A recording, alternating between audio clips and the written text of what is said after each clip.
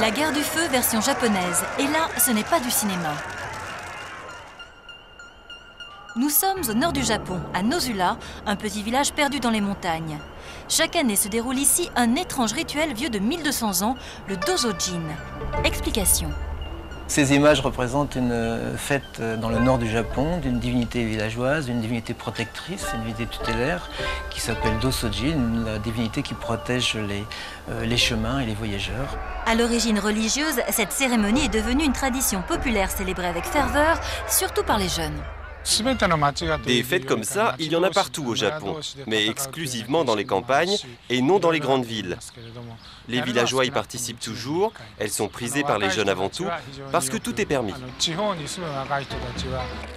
Tout, y compris ça.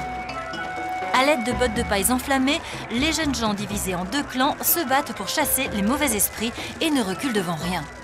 Le but des villageois, atteindre un temple spécialement érigé pour l'occasion et le détruire par les flammes.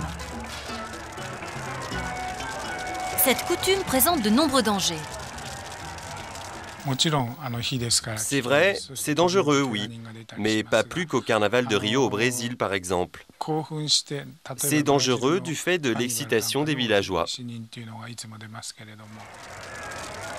La moitié des hommes défend le temple, l'autre moitié le prend d'assaut. Le feu rend les affrontements terribles, mais il est incontournable car symbolique.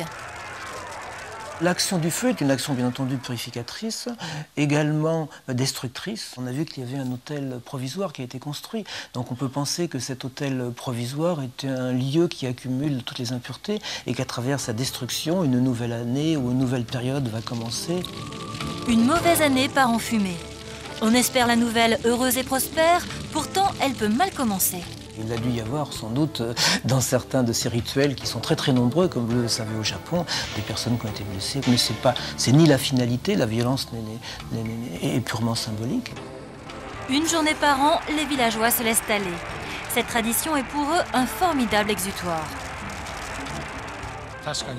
Les villageois ont très peu d'occasions de s'amuser.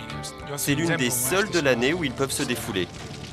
Après 1h30 d'affrontement, le mausolée sera enfin détruit et les mauvais esprits chassés. Le village pourra retrouver la paix et la sérénité jusqu'à l'année suivante.